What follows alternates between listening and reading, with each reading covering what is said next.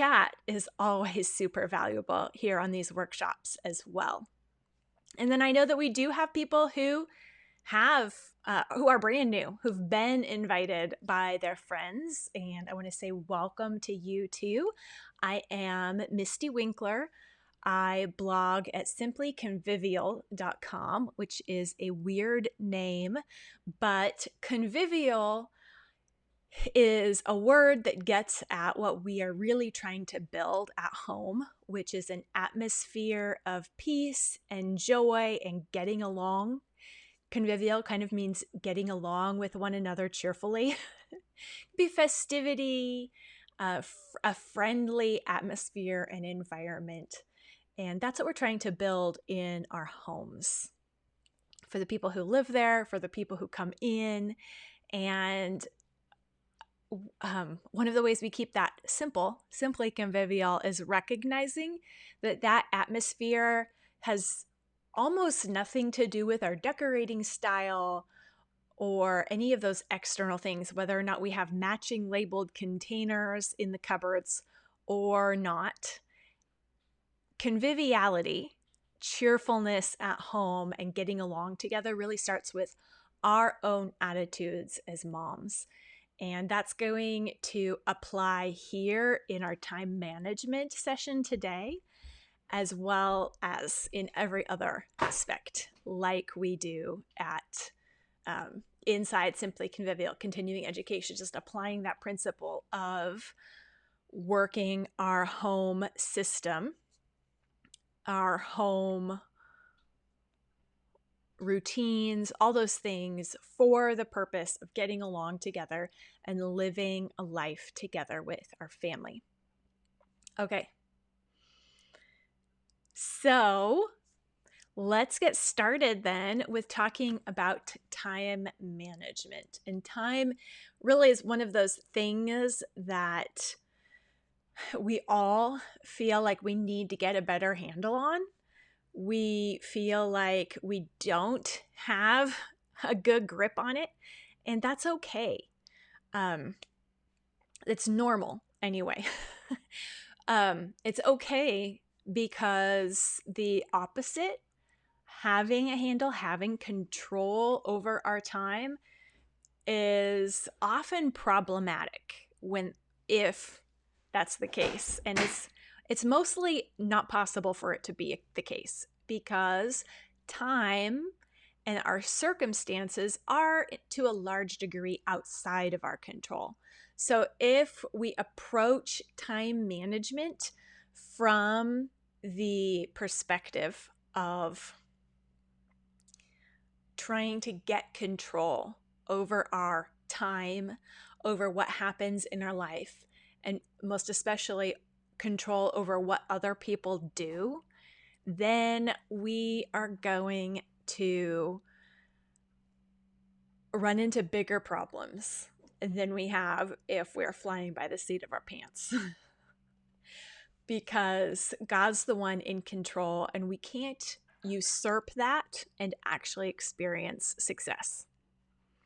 We're going to fall in bigger, more spectacular ways if we succeed in grabbing that control and exerting it on our families and on other people. So the goal in time management can't be to control other people or time. That's not even possible. There's nothing that we can do that will slow down time or speed time up or add another day to the week. These things that we think, oh, that would be nice, but that's not what time management is about. We don't directly mess with or manipulate time. So that can't be what time management is really about. Yet it's this idea that we throw around, sometimes on the basis of thinking that we can. And, or, maybe we definitely wouldn't say that outright, but we act that way. Or we think that we haven't achieved time management success yet because we don't have control, because things are still happening that were not on our plan. But I'm just here to tell you that things are always going to come up in life that are not on your plan.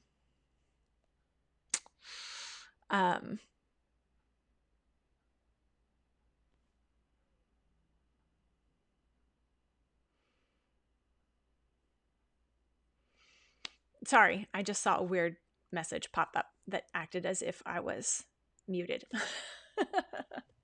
Okay. So I'm just going to go with assuming you all can hear me, or you would be shouting at me in the chat, and you're not. So I think that we're good to go.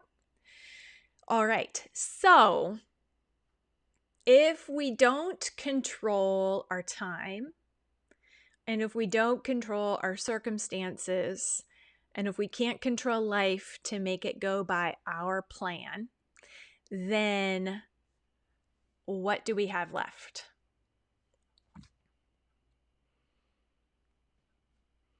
It's a fruit of the Spirit. Just hint, hint. The kind of control that we do have is self-control. And self-control is 100% what time management is really all about. So that's a lot less glamorous and a lot more convicting than talking about time management. We can talk about hacks and whatever. It's like, no, it's actually just comes down to a self-control issue, which means this really comes down to working on my own character. Yikes. That's a less popular message. That's harder to hear, and it's harder to implement in a way, but it is actually effective. Like, it actually works in a way that thinking we can control time does not actually work. We might do things that make us feel better, but if we are growing and maturing in self-control, that's real, true growth. So, even if we can't control the situation and we can't control other people, or at least we ought not try to control other people, we can control ourselves.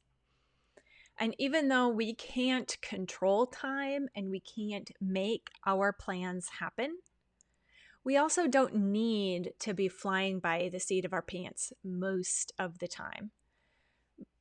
Most of the time, in most seasons, although not all, and I'm sure that there are some of you here for whom this is not true, because there are situations where it's not true. But for the most part, we know what our responsibilities are each day, and we procrastinate, we don't do the right thing, and we wind up in hot water in one way or another. And we don't need to fly by it's not an either or. Either you are a type A, have everything together, and everyone else marches to your beat. That's what we think of as in control. Or you're flying by the seat of your pants, just kind of putting out wildfires everywhere all the time. We need to take responsibility. And that's really what time management is about: responsibility and self-control. Knowing what we are responsible to do, and then figuring out how to do that to the best of our abilities. How to fulfill our duties faithfully and wisely. So that's never going to be perfectly, and that's never going to be where life then happens according to our plans. Instead, our goal is faithfulness.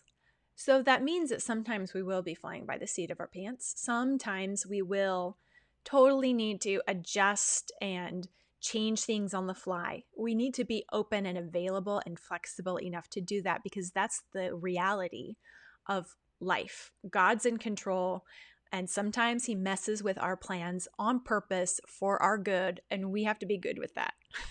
That's a part of time management too. So, we are going to talk about time management today, not as making things go my way, not as figuring out how to make myself awesome and able to do as many tasks in a day as possible. We're going to talk about time management as self-control, as living responsibly, and as walking faithfully. So this workshop is for you if you spin your wheels because you can't decide what you really ought to do next. Like, show of hands is okay in the chat here. I think most of us are going to be able to raise our hands to all of these. If you don't take the time to refocus, refresh, and rest until you feel like you are beyond toast, if you feel constantly overextended, even in a time of COVID, this happens, turns out. You can cancel everything on the calendar and there's still plenty, and sometimes it feels like too much to do. It's real. Maybe you spend too much time that should be productive time zoning out on the couch. These are ways that we use time. Sometimes there are things we do. They are things that use up time, like zoning out on the couch isn't using the time responsibly. It often comes because we haven't refocused, refreshed, and rested as we ought, as we should be responsible enough to do. But then sometimes what uses up our time is our mental and emotional bandwidth through perfectionism and exhaustion, overwhelm. These are all things that eat up our emotional and mental energy and prevent us from getting some forward momentum traction in our lives. And they boil down to our attitude. And we're going to talk about it in terms of our character, our attitude, our ability to exercise and grow in self-control in our roles and responsibilities at home. So we've talked already about what time management is and what it is not. But when we say, like I think many of you identified today with the statement that you need better we all need better self-control. You need better time management. Like, I think you came here today because you're just like, what, a workshop on time management? I need to figure that out. Sign me up. I have this, and this that never go right. What do I do to fix it?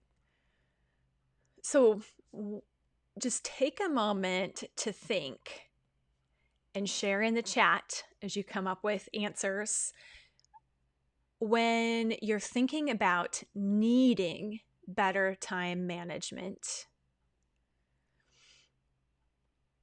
what are you really looking for? What is it that you really want? What would managing your time better look like in your imagination?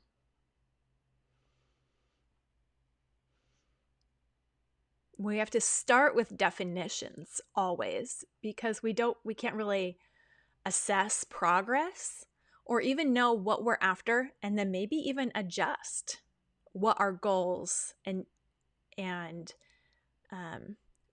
what our goals are and what we count as success. We need to know what those are to get traction, to make sure that we are working toward what we ought to be working toward reality and not some made up imagination. So share in the chat, when you say that you would like to manage your time better, what does that look like? What does that feel like? What change really is there for you when you do that? Accomplishing the tippy top priorities, feeling good at the end of the day, yet you'd feel less overwhelmed and ineffective. You'd have contentment with your schedule. getting those big to-dos done. Yes, these are all what we're really going for. And so we're going to talk about all of those today, and how to make progress there, how to get some forward momentum toward those goals. And I think that if we can identify those, like you just have, that actually gives you an idea of what you're really doing and what you're actually working for. Whereas better time management is vague. It's not specific. It's not really clear because, like I said, time management, we don't really actually manage time. So we can't ever know if we're doing it better because it's unclear what it really is in the first place.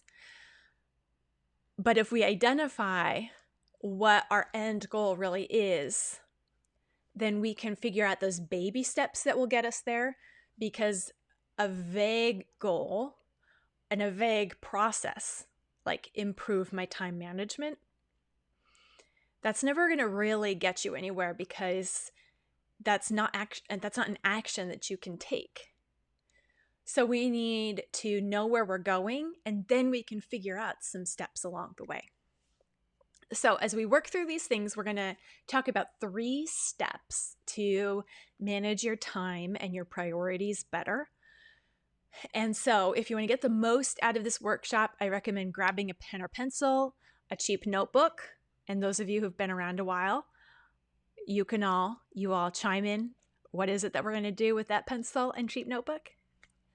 Also grab your calendar and make sure that you come with the humility and honesty to not look for the cheap and easy hacks, but just dig into figuring out what your roadblocks are, what your trouble spots are, and it's in working on those that we experience growth, that we walk in faithfulness, that we experience sanctification, even through trying to improve our time management. So even in time management, we still live by our motto at Simply Convivial, which is repent, rejoice, repeat. When we start with repentance and identifying what we are doing wrong, and we have the humility and the courage to name it, identify it, then we can repent. And then comes rejoicing, the productive, cheerful movement forward.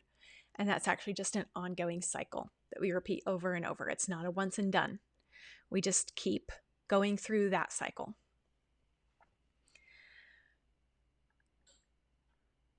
Yep, the notebook is for a brain dump. That's right. All right. So, okay, first step is your calendar. We're talking about time. We're talking about figuring out what's on our priority list, what's using our time.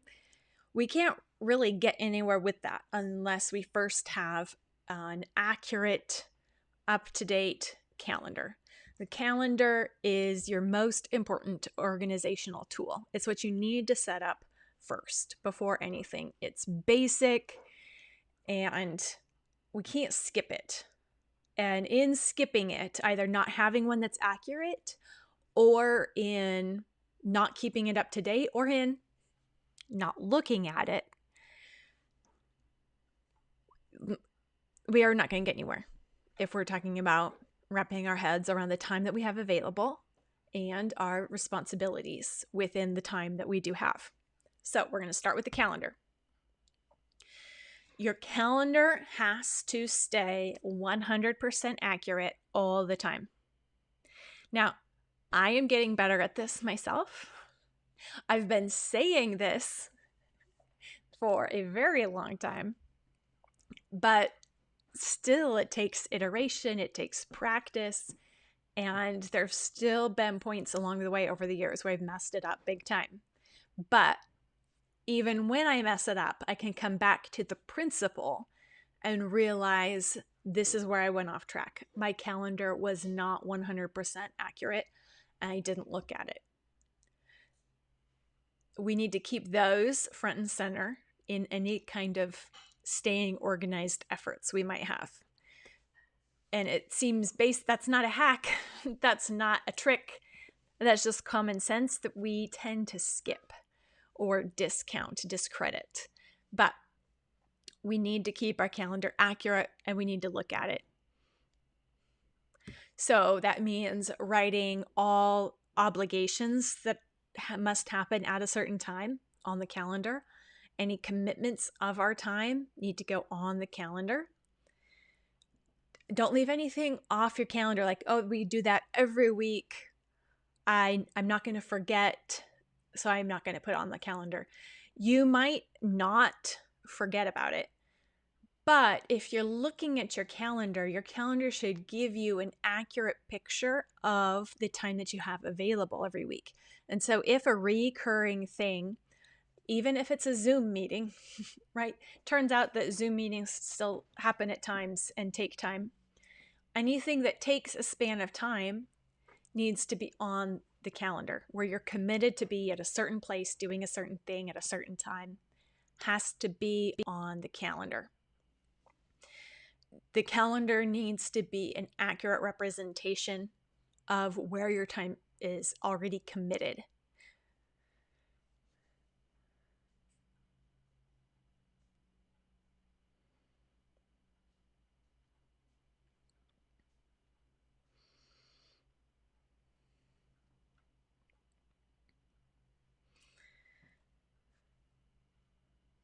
Oh, we didn't cover all of those yet.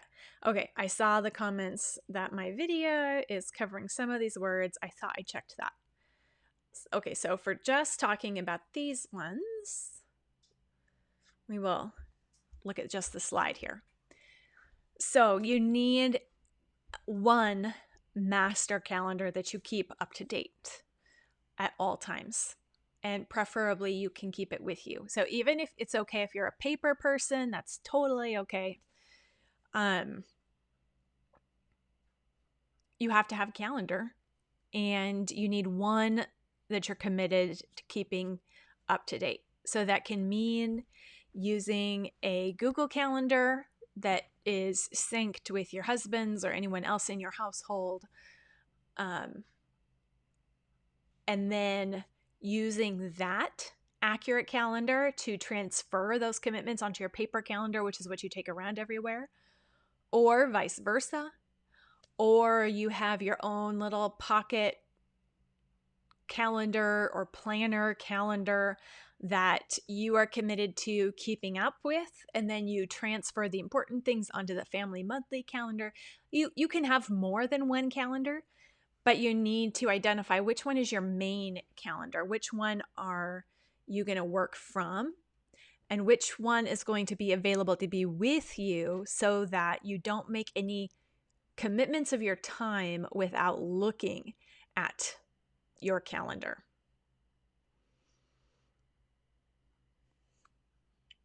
Okay. Yes, actual time commitments on the calendar. I don't think that we should put every single little thing that we have to do on the calendar, because when things get cluttered, we tend to not actually see what's there, even if we're looking at it. And so we want to avoid calendar clutter. Sometimes I like to make my weekly time budget or different things, and that's actually our second thing that we're coming up to. But sometimes I like to put more than just those commitments on my calendar, just to have a sense of where things will fit.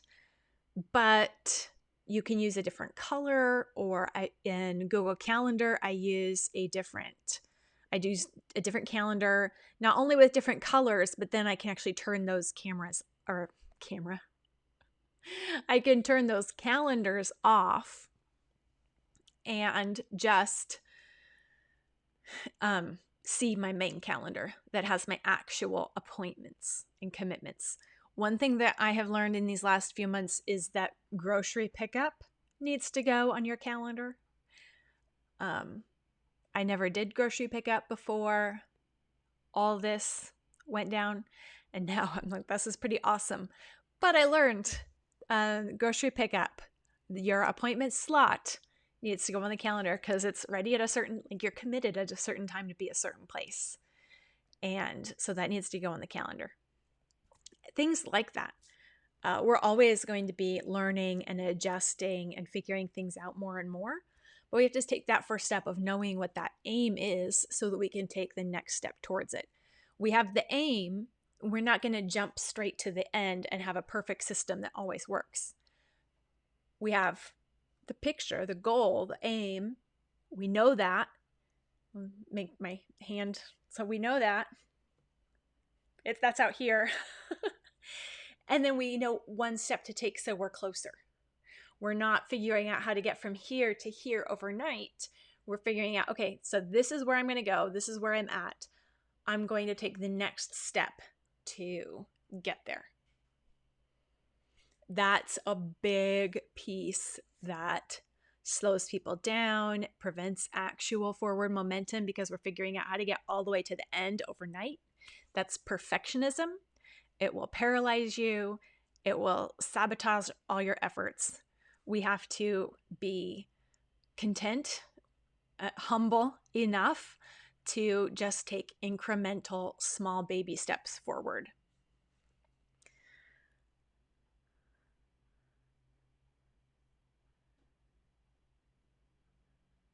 All right, I better move on with the next thing. So the next thing is a time budget. So how many of you here already have a time budget? And how many of you know what a time budget is? Maybe just using the word budget already is a little, you're freaking out a little bit right now.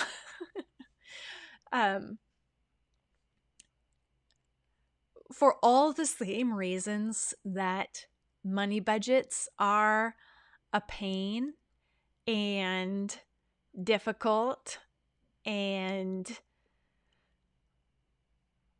annoying, time budgets are the same way, but it's actually those aspects that make it annoying and difficult and problematic. They're actually what makes them work and what makes them necessary, what makes them really help us. So a time budget is just like the Dave Ramsey system for your time instead of for your money.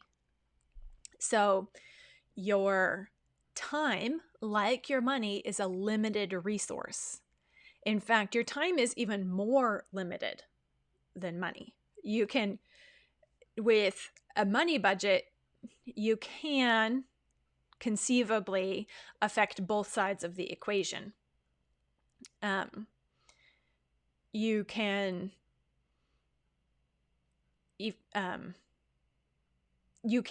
conceivably increase your income to help any kind of budget balancing problems. And it's not that way with time. And that's why the budgeting system for time is even more important. So a time budget will look a lot like a schedule, but it's not a schedule at all. It is a way to put those time obligations onto the calendar and figure out where your time is going. And, I always do this at the start of a school year, even more than any other time. I think it's especially important at the start of a school year because it's so easy to think of all the cool things that we could do, and then we do this, and then we do that. We can, add in this activity. We can add in this curriculum, this extracurricular, these different things. And then we overextend ourselves so easily. So what we do instead, or so what I do with the school year, is figure out what those essential things for school are. How long are they going to take, reasonably, which means how long do I think they should take? And then double that. Put those onto an actual hour by hour map or envelope. If every hour was one envelope, what would you name that envelope? Every envelope has 1 hour in it. Put a name on the envelope. It's pretty easy to say, okay, in my mind, the way I am thinking about my time, I think, or I am prepared to give, say, 4 or 5 hours to school every day in our homeschool. Then you break down all of the things that you're hoping and planning on doing for your school day, and you find out that actually what you have is about 7 or 8 hours worth of activities, and you know that probably it's going to take another hour beyond what you even think it's going to, because kids. So then it's time to cut. This might be, you can't always do all that you'd hope to do, and the time budget helps us be realistic about that. And so the time budget is not so much about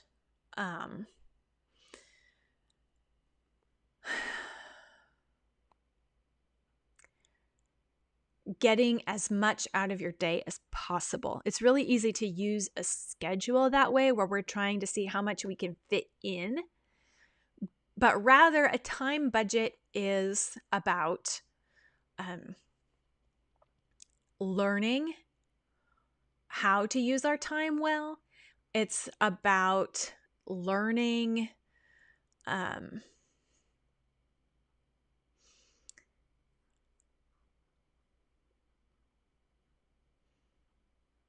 to use slides. Close. Okay. No, your time budget is about getting better at managing your time. So just like with a budget, and this is what kept us from budgeting with our money for so long, is that we tried to implement the ideal budget from the get-go. And so we would make the ideal spreadsheet with the numbers just how we thought that, okay, if our current spending habits didn't exist, this is what budgeting would look like. But you know what? Our current spending habits exist. It turns out you have to take them into account. And it turns out that even though ideally you might like to ignore the fact that you have these different expenses, in reality they exist and they have to be taken into account. And it's the same with our time. We might think that we shouldn't have to budget an extra hour for just kids transitioning from thing to thing, for convincing them that they have to do their piano practice, for calling them out from their bedroom playing Legos to do their school. But we do. That's going to happen. And so that we need to take account of that in our budgeting efforts. And so we need to think of the time budget as an observational tool rather than a control tool.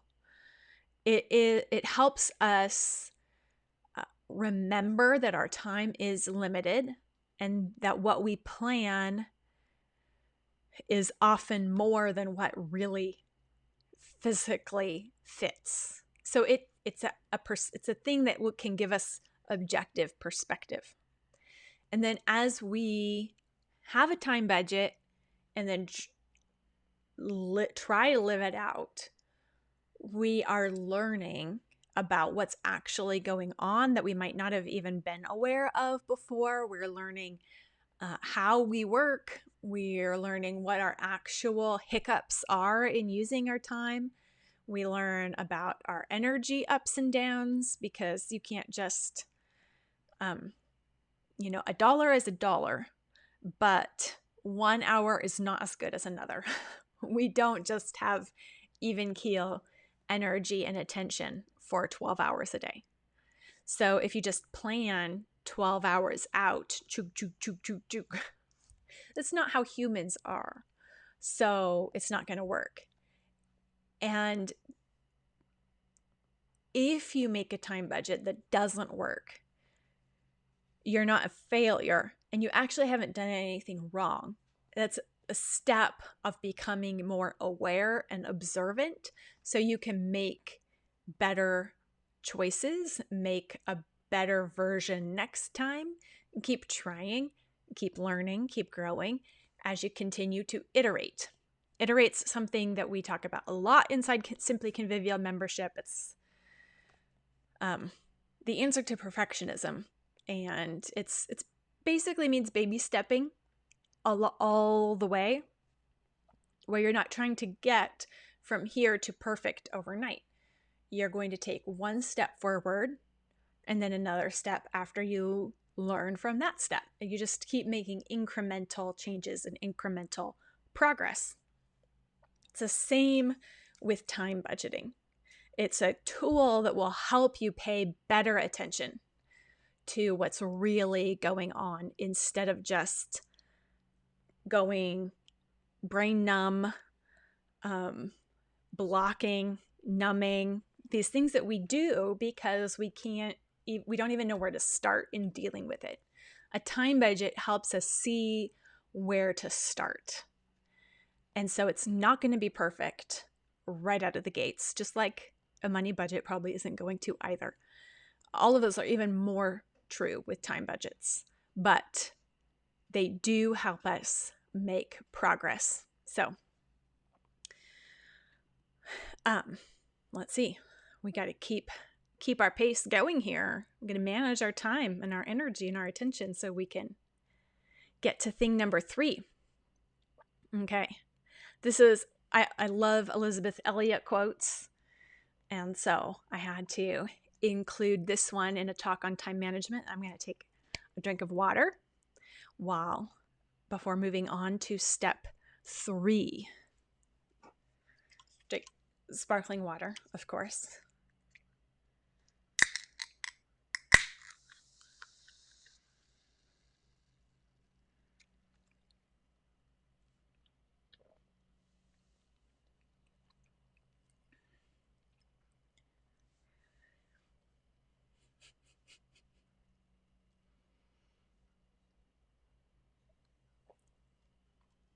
Okay. Now I maybe won't lose my voice. So step 3 is to actually rest. Light bulb moment, but we were just talking about time budget and how you can't go boom, boom, boom, boom, one thing through another all day long and think that that's going to work. That's just not human. We can't work that way. We can't expect our children to work that way in a school day. We have to budget in time to actually rest. And it's not because there's anything wrong with, well, sometimes it is because there's something wrong with us. Sometimes we do have physical, actual, or maybe even emotional, actual reasons why we don't have energy and attention. But needing rest is universal for humans. We are not machines. We're not computers. And even your computer needs to be restarted, rebooted every once in a while because it gets messy. Our brains get messy. Our hearts get messy. Our energy and attention flags. And so we have to take that into account. We have to know that that's real. We have to expect it, not think that anything is broken because we do feel tired after doing work. And, with all the caveats about maybe something is wrong, but feeling tired after homeschooling your children, say, that doesn't necessarily mean that you have adrenal fatigue. Has anyone been there, done that? I just feel like I should be able to go through a homeschool day and then step right into the next thing to do on my list, and I shouldn't be tired after this. Sorry, but you're just actually a normal human being. There is no adrenal fatigue to fix. There's nothing there, and I don't know, some people do, and you need to get that looked. It's legitimate to investigate legitimate reasons for feeling fatigue, but simply having any fatigue at all is just normal. It's if you've used your energy and your time well, you still will end up tired. And that's just fine. And you rest. We are meant to use that time and our energy and our attentions up. We're not created to just go, go, go, go without a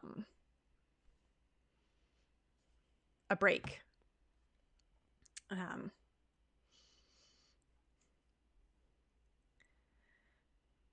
So our time management, when we're talking about managing time, it has to take into account actually resting.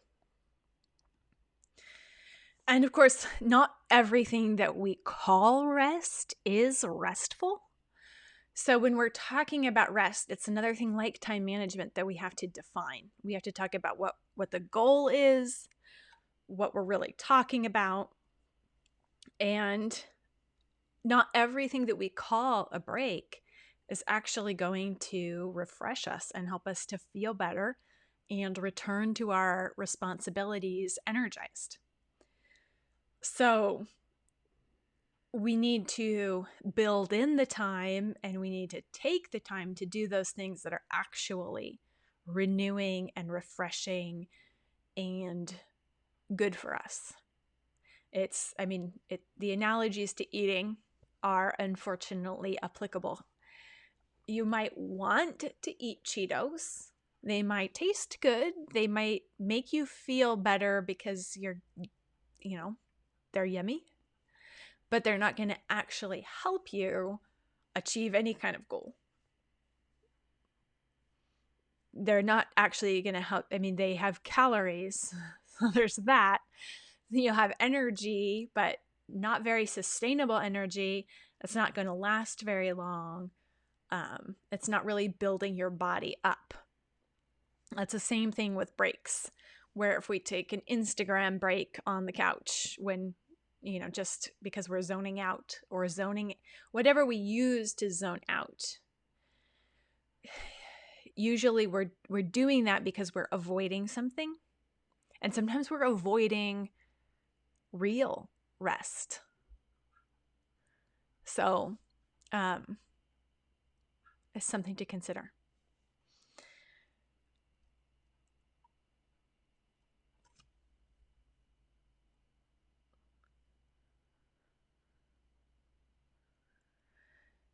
We have several different kinds of rest that we need to build into our day, that we need to make sure that we are addressing within ourselves. God rested on the seventh day to set the example for us, saying that's a model for us to follow, that of work and rest. It's a rhythm and it's a necessity. And there are different kinds of rest that we as humans need. We need physical rest, which includes sleep, stretching. There are things that you can do that rest your body, and that helps. There's spiritual rest. And there's spiritual rest. There's mental rest that is not numbing or zoning. There's relational rest, harmony within family and friend relationships. That's built that builds us up. Real rest builds us up, and we need to make sure that we acknowledge that and take the time for it.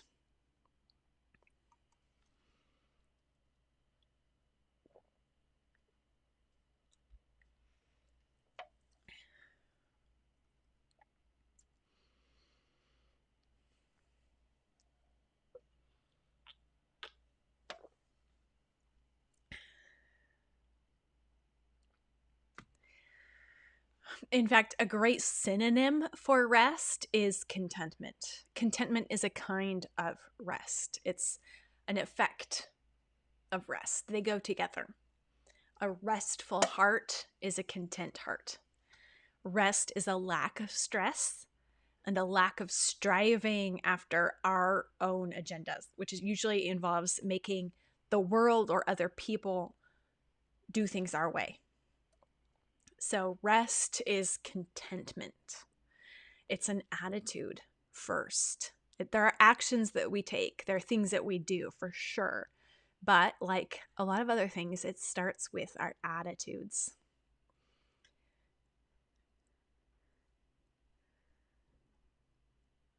So if it starts with our attitudes, then, we have to actually start there. We have to organize our attitude so we can organize our life. We have to be restful in our attitude if we're going to take rest that actually restores us. And we have to not avoid or I don't know what the other word is, poo-poo, postpone, procrastinate, avoid, ignore. Actually planning for rest and not thinking, well, rest is what comes after I finish everything. That's usually not possible. So we need to reassess how we're planning and how we're thinking about our time and our day and our responsibilities. Are we really working as humans in a human way with other human beings? So that's what we are going to do in the next upcoming course inside Simply Convivial membership. It is Restful Routines is a brand new course. It's not quite out yet. We are going to start on August 28th. So no one has done this course before. This is a time management course for people in Simply Convivial continuing education. And it's membership where when you join, you just get everything. If you want to do anything, it's just membership. Pick and choose and do the parts that work for you and leave the parts that don't. It's cheaper for you and easier for me to just have everything under one membership. And it's a lot of fun. And I'm so looking forward to doing this new course that is about time management, overcoming perfectionism and overwhelm, redefining productivity to be faithfulness. And that means building in times of rest. We all end up frazzled and frustrated with our time and our responsibilities, maybe our kids, homeschooling, any of it. We can feel that way in the day. And so this course, as well as every other in the course, is about addressing our vocations, our roles and responsibilities so that we can improve, be sanctified in our attitudes, and manage life better, manage it well. And so in Restful Routines, we are going to be talking about 6 different routines that we need to build in. We're going to build in the habit of starting, which does not mean getting up super early in the morning. So don't worry about that. But we are going to build in habits and routines that help us start the day off on the right foot, no matter what time we start. We're going to build routines of resetting, which are quick attitude adjustments, quick, small rests throughout the day so we don't wind up just totally overdone by the end, but to take little breaks throughout the day so that we can keep going. We're going to practice the routine of stopping, of actually saying at the end of the day that our day is done, which I think that one's going to be the hardest one for me. I'm being super convicted about that one right now.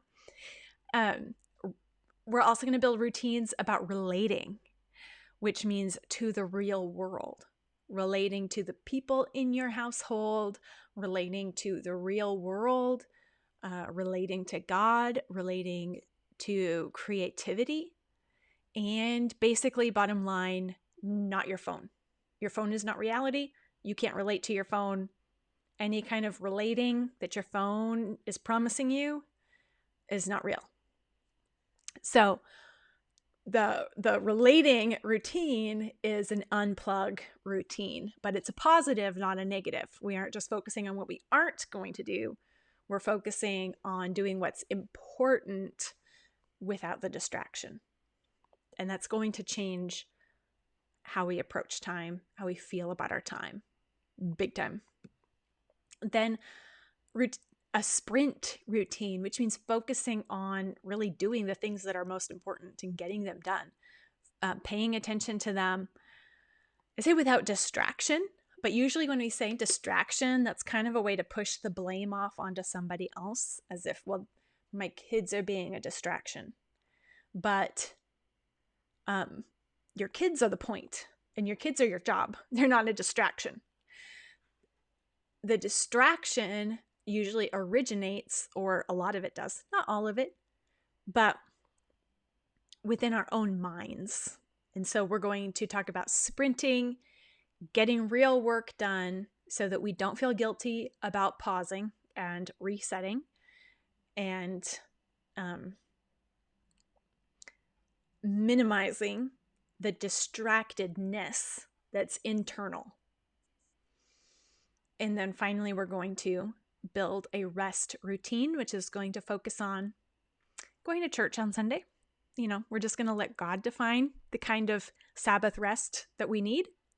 And we're going to talk about corporate worship, taking a day of rest, and what that really means and looks like in a mom's life.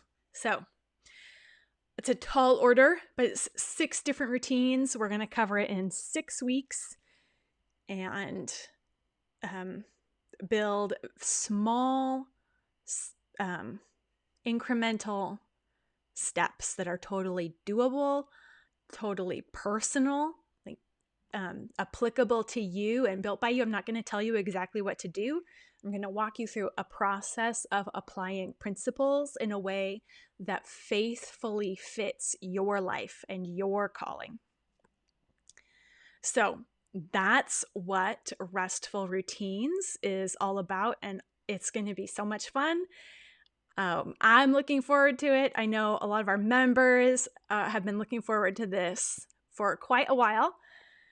So you can find out more about joining, about enrolling in Simply Convivial Continuing Education by clicking the green button here where it says Join Restful Routines. It's a 6-week course. So if you join for 2 months, you can work through the course. And it's a pretty good deal, though, if you join for the quarter. And if you join now, you actually have enough time to work through Homemaking 101 first. That's our quick get started, get some traction, learn the terms that we use, the big idea pictures real quick. It's just 3 short modules. So if you join now, you have enough time to work through Homemaking 101 before starting Restful Routines on August 28th.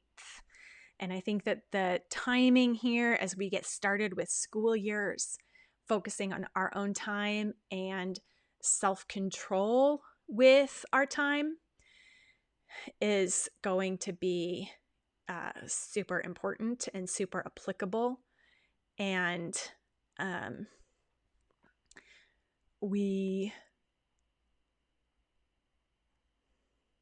we'll just fulfill our responsibilities more faithfully and allow circumstances and our duties to grow us in sanctification, because we're focusing on faithfulness and self-control and not in other people control or situation control, which is so easy to default into.